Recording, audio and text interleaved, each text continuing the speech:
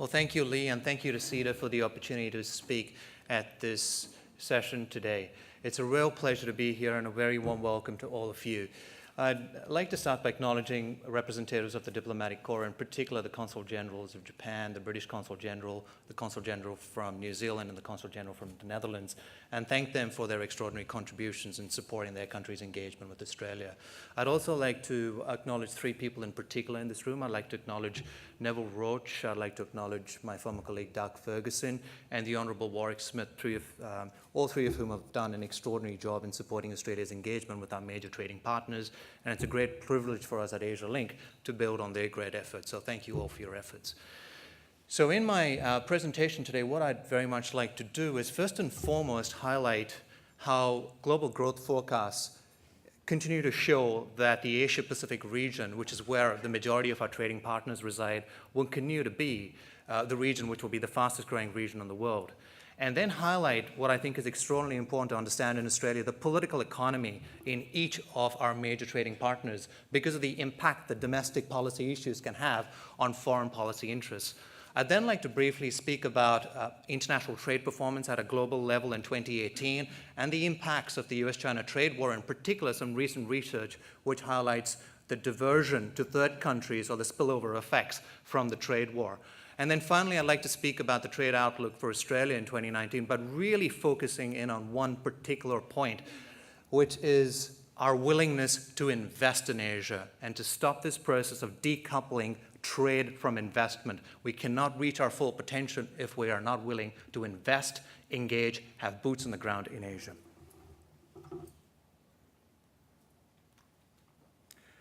So as we look at the IMF's global growth forecast, we start to see that across the world, whereas the US, UK, Euro region, Japan, Australia, and you look at the performance of the Asia-Pacific region, you see that Asia and emerging Asia will continue to be the fastest growing region in the world.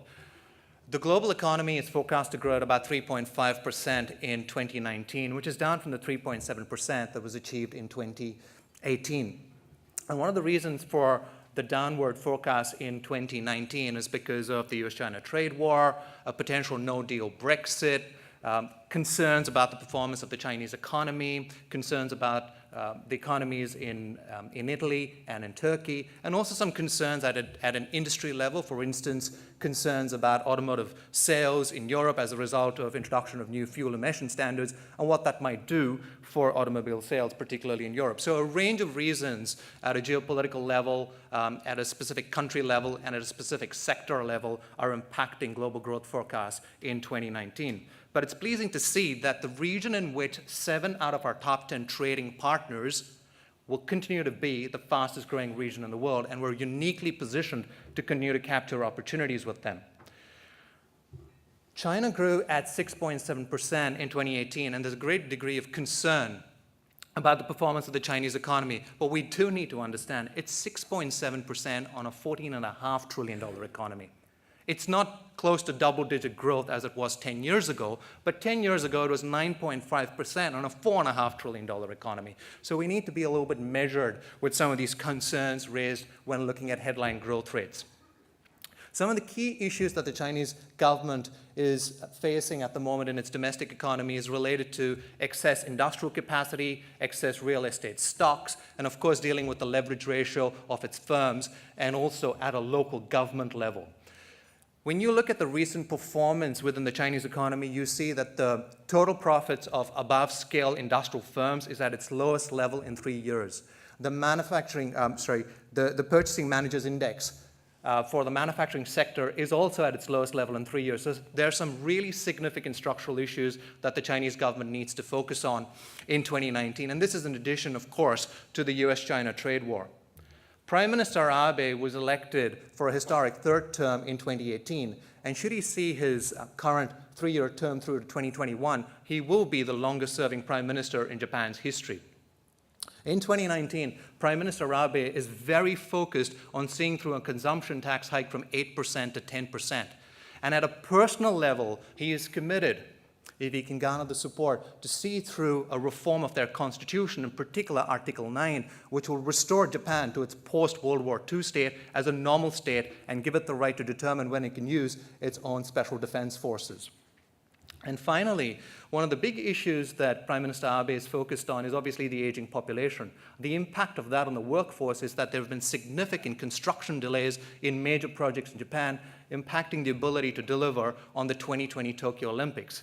And so one of the most important outcomes that Prime Minister Abe delivered on in 2018 was to get a foreign workers and refugee bill through Parliament, which will now allow 345,000 foreign workers to work in Japan over the next 5 years. The impact of concerns of the Trump administration, common concerns, I should say, that both Japan and China have held, have seen actually a normalization rather than a reconciliation between those two countries, with Japan coming forward and endorsing China's Belt and Road Initiative. Prime Minister Modi in India is gearing up for a general election in April, May of this year. Unlike his win in 2014 in a landslide election, it is likely that in 2019 he will have extraordinarily strong competition because his power base has been eroded. He has lost 5 major elections in the states over the last couple of months. There's been a lot of talk about the high-quality economic policy making of the Modi government in its first term. However, there's a question mark whether this economic policy making has ultimately delivered jobless growth, because unemployment in India is at a 45-year high now at 6.1%. It's never been that high. It hasn't been that high, I should say, since 1972. And that will be, in my opinion, perhaps the number one issue that Prime Minister Modi will have to address as he goes to the general election. President Moon in South Korea has seen growth of 2.7% in the South Korean economy, down from 3% the year before. And a big focus of his government is actually driving labor market reform.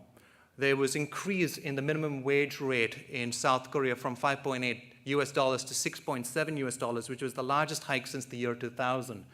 They also sought to limit the maximum hours that could be worked in a working week from 68 to 52 hours, which includes additional time and overtime.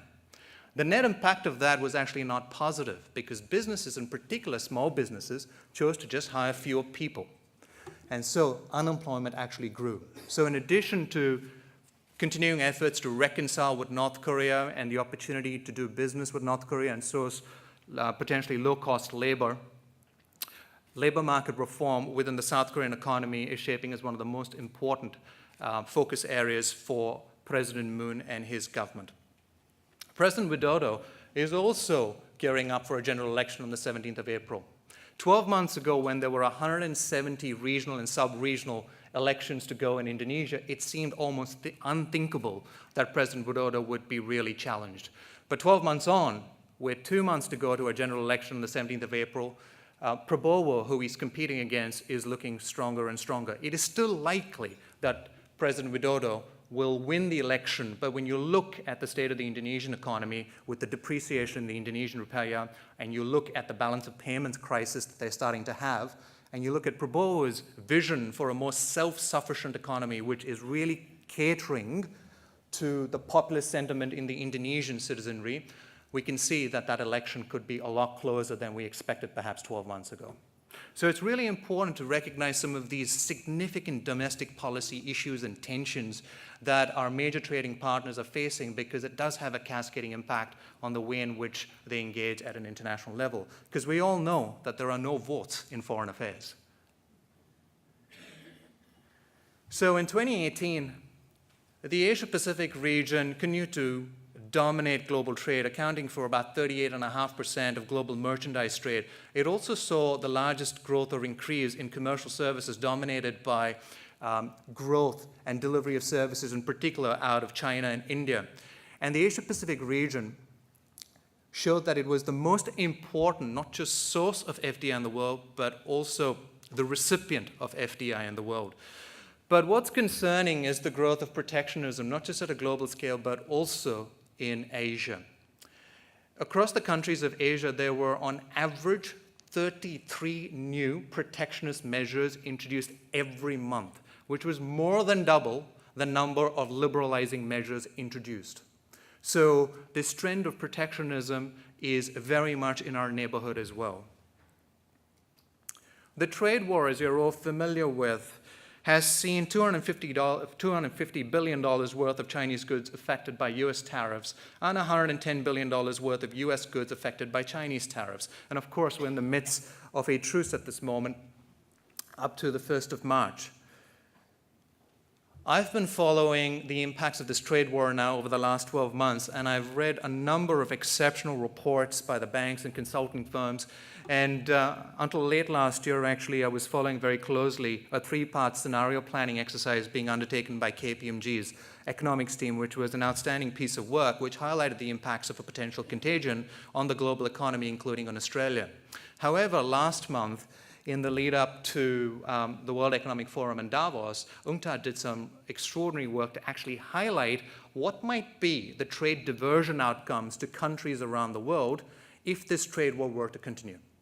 And what UNCTAD highlighted was that of the $250 billion of Chinese exports subject to US tariffs, it is likely that 82% of those sales will actually be diverted to third countries. Only 12% will be retained by Chinese firms, and 6% will be transferred to US firms. And of the $110 billion of US exports subject to Chinese tariffs, or tariffs from China, only 10% will be retained by US firms, 5% transferred to Chinese firms, and 85% diverted to third country firms. So what this means is that a two-way trade war is really strong at having an impact on rival firms, but not necessarily supporting domestic firms, which is one of the core objectives of the trade war in the first instance, because you're seeing here between 82 to 85% actually being substituted for by third countries. And one of the top 3 countries that is expected to be a beneficiary is Australia. It's forecast to be a beneficiary to the tune of almost 4.6% to the total value of its exports. So I thought this was quite useful analysis because it gives us a sense of the substitution effect of many of the products that are the subject of the trade war, so that we don't think of the trade war purely as a zero-sum game. Australia and what lies ahead for us. I do want to challenge the assumption that we are a trading nation. If you look at our trade to GDP ratio and our level of openness, it's comparable to that of India, which has only been open for the last 28 years. It's comparable to that of Indonesia's and China's. And when you look at it relative to other advanced developed countries, we don't seem to be as open. When you look at the composition of what we trade, it hasn't changed very much over the last 10 years. Mining and resources and energy, agricultural products and services in 2 main categories of international education and tourism still dominate our basket of commodities and services traded. Nothing wrong with that. But when you look at the value that we add to what it is we trade, we were ranked 195th in the world for the simplicity of the basket of what we trade. So if we want to transition to a more services-led engagement, more value-added engagement, given that 3/4 of our economic performance and 9 out of 10 jobs are in the services sector, then we're going to have to see quite a significant shift in the way in which we do business with our major trading partners. We've concluded a number of very significant free trade agreements, as many of you will be aware. The trifecta in particular was an extraordinary outcome for Australia and Australian exporters. Last year we signed the CPTPP, and later this year we might also be able to sign the RCEP. But the question remains, have these FTAs actually been adopted by business? Extensive research by The Economist, by HSBC, and a number of consulting firms have highlighted extraordinarily low adoption rates of these FTAs, and particularly low adoption rates in Australia. More recent research by PwC has highlighted that internationally engaged firms, so those firms who are already engaged in international markets, are actually adopting and using our FTA network a lot more than those that are not engaged at all. But one of the core purposes of concluding many of our FTAs was to attract those businesses that weren't already thinking about doing business internationally to start to consider doing business internationally. And that is still very much a work in progress. In addition to tariff barriers, we have seen, as I mentioned, growth in protectionist measures, particularly at the border and behind the border. Of course, it's been in the news in the last day of delays in customs of Australian coal that's being imported into China. There are reports that one port in China has banned Australian coal. And there are reports that other ports are delaying Australian coal up to 45 days. We've heard similar reports, of course, going back last year to customs delays in the wine industry. And this is not unique to our relationship only with China. We've seen this with other countries as well, where the free trade agreement has accorded us extraordinary benefits to export, but we've had at the border and behind the border issues. So as we think about our narrative and the future for Australian engagement with the region, that future very much lies in the services economy. As I highlighted, 3/4 of our economic performance is accounted for by services, yet services accounts for only approximately about 20% of our trade. And so the opportunity for financial services, not just our banks and insurance companies, but in particular our funds management sector, in particular our superannuation funds and the fund managers, and the opportunities to invest in Asia, healthcare companies, infrastructure, engineering and construction companies, professional services firms, and even the creative industries, the opportunities are extraordinary in Asia. But one of the things with services trade, unlike trade in bulk commodities, is that you have to be close to the end customer. We're very good at trading from afar. But when it comes to investing and being close to the end customer on the ground in an Asian market, we're not that willing to actually invest. We invest more in New Zealand than all 10 countries that make up ASEAN. We invest the same amount in China as we do in PNG. Notwithstanding that we have $190 billion worth of two-way trade, I think it's about 90 billion of which is just iron ore. When it comes to actually investing, we're not very keen to do so, and we also don't have a great history when we have done so. And one of the reasons for that is because irrespective of tariff and non-tariff barriers, we always have to focus on the level of awareness, the level of knowledge, and the capabilities of the workforce to design, to develop, and to execute international strategies. Research that we undertook approximately 15 months ago, which looked at the capabilities of our ASX 200 board members and senior executives. We tested for 6 very specific capabilities, which we found had a strong correlation with doing business successfully with Asia. And we found that 67% of ASX 200 board members had no experience of operating in Asia. 55% of ASX 200 board members had no real knowledge of Asian markets. On a score out of 30, board members across the ASX 200, this is the entire population of 1,223 board members, got a score of 6.42 out of 30. And senior executives fared even worse at 3.79 out of 30. So knowledge and capabilities are at the core of being able to invest successfully in the region. I thought I'd use a case study, and I'm so glad Neville mentioned our engagement with India that the Honourable Chris Bowen also spoke about. And he spoke about Peter Varghese' report that Prime Minister Morrison endorsed at the end of last year, which sets an economic engagement agenda with India, which is to triple our current exports to India from 15 billion to 45 billion, and to grow our outbound investment from 10 billion to 100 billion. This is the first and only engagement strategy that I know of an Australian government, which has bipartisan political support, I should highlight, which is fantastic and needed because this is a 20-year strategy to 2035, that has an outbound investment target. Historically, we've focused on trade and inbound investment. But the opportunity with India will be a consumption-led opportunity in that market's consuming classes. We cannot decouple bulk commodity trade with services and investment. And so in order to achieve this target of $100 billion, it's only possible if many of our large listed companies and super funds and fund managers actually have a strategy to invest and do business in India. And so I wanted to dispel some of the myths about doing business in India. There is a view that I hear of regularly, including from several chairs earlier this week, you simply can't be profitable in India. Who's profitable in India? Well, when you look at the Nifty index versus the ASX 200 across verticals such as consumer healthcare, consumer staples, healthcare, utilities, telecom, energy, revenue growth is significantly greater than ASX 200 companies. EPS growth of the Nifty index companies will be 20% this year compared to 5% growth in the ASX 200. The Nifty index is up 77% over the last 5 years. The ASX 200 is up 7% in that time.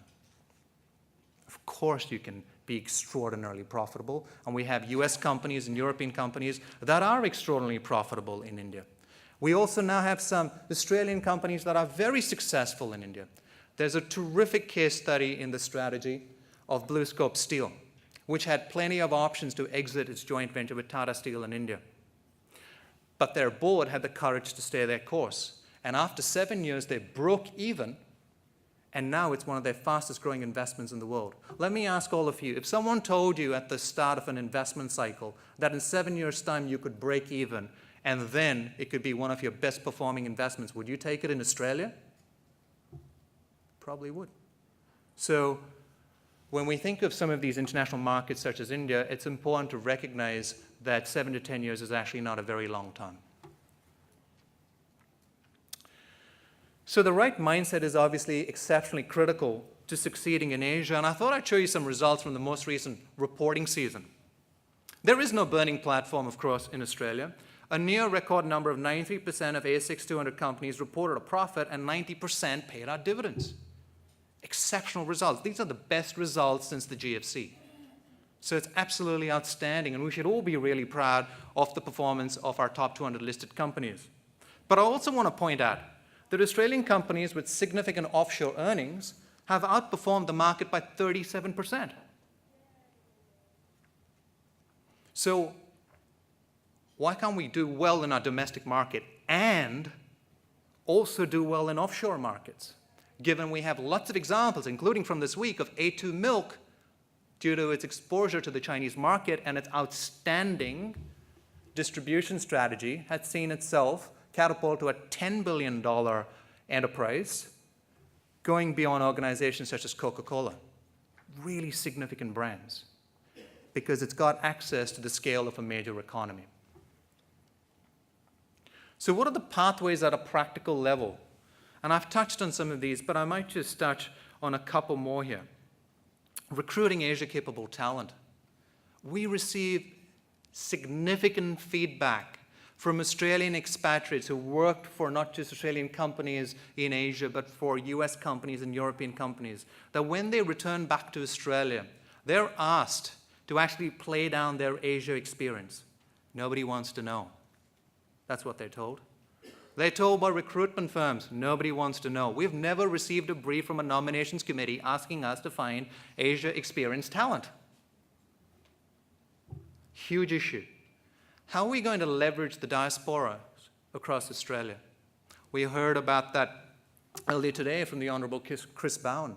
A huge source of not just talent for our workforce, but to build relationships and partnerships on the ground with many of these countries. And the final point that I want to make is that having a cultural diversity plan is important. And of course, I'd be delighted if there was one across most enterprises, because someone like me will benefit. But can I just say, being Asian identifying does not make you an expert on anything about Asia. It really doesn't, right? So I had to leave India, and it was only after studying India for 20 years from afar that I actually learned a little bit about India. Who thinks deeply about their country when they live in it? Who does? You just live and breathe, what it is you actually experience on a daily basis. But my point here being that if you think of some of our best executives who have led the Asian agenda for their organizations, like Mike Smith, with 29 years experience out of HSBC, every day of the week, Mike, as a Scot, will be more Asia capable than me. There's no doubt about it. He's had far more experience than me. So our narrative has to be a narrative for the entire workforce. Addressing cultural diversity is one part of it, But the aim has to be for the entire workforce to become more aware, more knowledgeable, and more confident to engage in international markets. And I want to leave you with some real hope, because while we have a lot of work to do with our large listed companies in Australia, and I completely understand, please don't think that I don't understand their short-term performance pressures and the pressures they're under from hedge funds and from activist investors. I do understand, and I'm hugely empathetic, and at the end of the day, as I showed you, their results, they've just had an extraordinary year, so congratulations to them. I just want to see them do even better for Australia. That's where I'm coming from. But I also have the privilege with my team of working right across this country. We're responsible for the national workforce, from Hughenden in Queensland to Wagga Wagga to the Pilbara to Warrnambool. We're working with local and regional councils and businesses. We're working with all 40 universities in relation to the New Colombo Plan, in providing pre-departure training and in supporting alumni of the program. And there's tremendous dynamism in our universities, in our SMEs, and government at all levels. And interestingly, they're actually leading this country in many ways, with large listed companies following. And so on that note, I might close my presentation there, but really just highlight that awareness, knowledge, and capability building are the key to creating an Asia-capable workforce. Thank you for listening.